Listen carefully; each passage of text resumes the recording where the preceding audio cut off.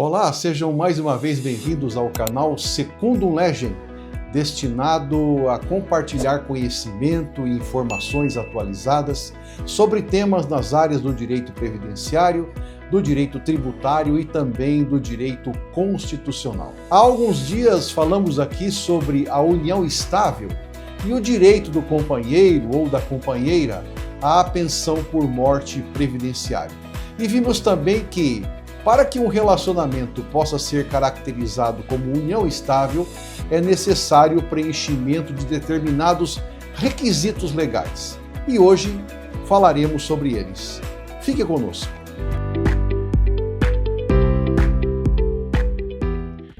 Após a Constituição, o primeiro ato legal que tratou da união estável foi a Lei 9.278, de 96. Ela estabeleceu, como direitos e deveres iguais dos conviventes, o respeito e a consideração mútuos, a assistência moral e material recíproca, ou seja, prestação de cuidados e de provisão das necessidades um do outro, e também a guarda, o sustento e a educação dos filhos, caso os tenham. Mas em 2002 entrou em vigor o novo Código Civil, cujo artigo 1723 estabelece que a caracterização de um relacionamento como união estável exige prova da convivência. É um requisito fundamental. E essa convivência, segundo a lei, deve ser duradoura, pública, contínua, notória e, principalmente, com o objetivo de constituição de família. Precisamos entender inicialmente que vivemos em um tempo que se convencionou chamar de pós-modernidade, em que boa parte dos relacionamentos amorosos não possuem consistência.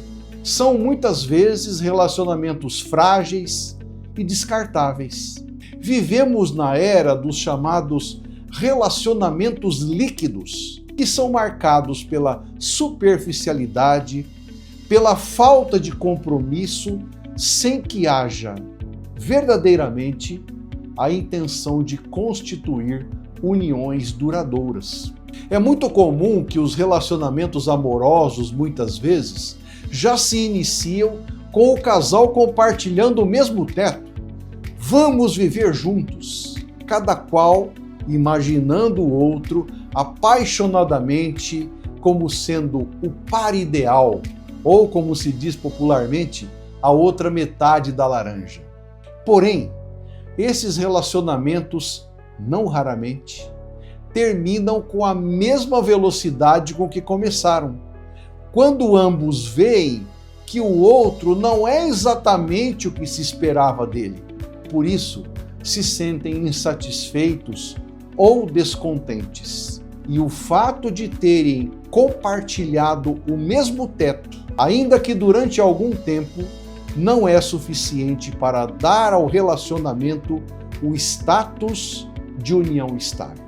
O primeiro requisito da união estável é que seja duradoura. O Código Civil não estabelece um prazo mínimo para que um relacionamento seja considerado união estável. Até porque existem simples namoros que duram décadas, sem que haja o intuito de constituir família. Por outro lado, há casos em que a união não durou um tempo muito considerável, mas ela foi marcada pela cumplicidade, pelo apoio recíproco e pelo elevado grau de compromisso entre os companheiros. Isso dá ao juiz que vai analisar o caso uma certa margem de liberdade para analisar aquele caso concreto e concluir se a união estável se consolidou, mantendo-se firme ao longo do tempo em que durou. Em segundo lugar, o relacionamento deve ser público, ou seja, de conhecimento de um certo número de pessoas que tenham ciência efetiva da união do casal. Não importa o número de pessoas que saibam do fato, até porque existem casais mais reservados que preferem manter uma certa discrição e que não se apresentam costumeiramente no meio social. Em todo caso, é fundamental que o relacionamento não seja clandestino nem sigiloso. Em terceiro lugar, o relacionamento deve ser contínuo. Não há união estável se o relacionamento é frequentemente interrompido por separações do casal. É claro que discussões podem ocorrer episodicamente entre o casal e ocorrem desde que não abalem a solidez da união e não provoquem uma separação prolongada. Porém, uma breve separação, provocada muitas vezes por banalidades e logo seguida de um reatamento do casal, não interfere na estabilidade da união. Continua sendo uma união estável. É preciso considerar ainda que podem ocorrer separações momentâneas do casal, porém justificadas por meio de saúde ou de trabalho em outra localidade de um dos companheiros. Porém, isso não interfere também na estabilidade da união, desde que seja mantido o domicílio comum do casal. Em quarto lugar, o relacionamento deve ser notório. O que é notório? É aquilo que se mostra evidente, manifesto, indiscutível.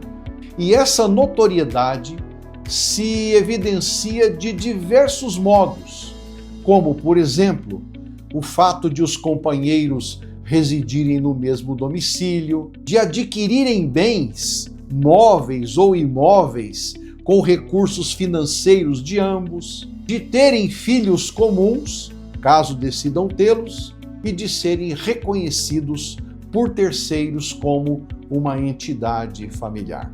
E por último, o requisito mais importante e fundamental, o objetivo de constituição de família. E neste ponto, a união estável se distingue daquilo que se convencionou chamar de namoro qualificado, em que o casal não se relaciona com o intuito de constituir família. No namoro qualificado, os namorados dormem nas residências um do outro e até frequentam as casas das suas respectivas famílias, que sabem da existência daquele relacionamento íntimo.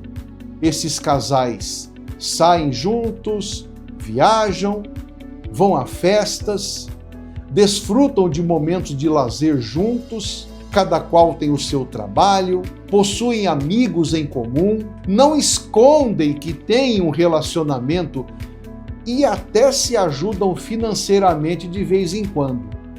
Porém, nada além disso. Não pretendem constituir vida comum. Não vivem como se casados fossem. Se um deles tem filho, o outro não assume o papel de padrasto ou madrasta.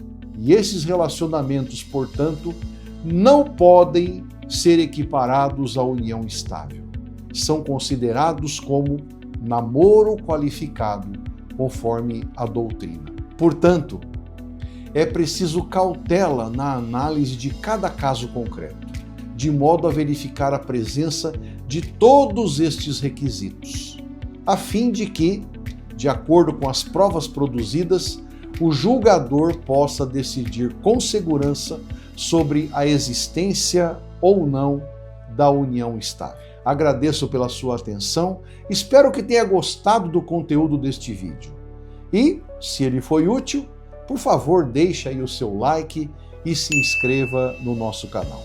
Um grande abraço e até a próxima.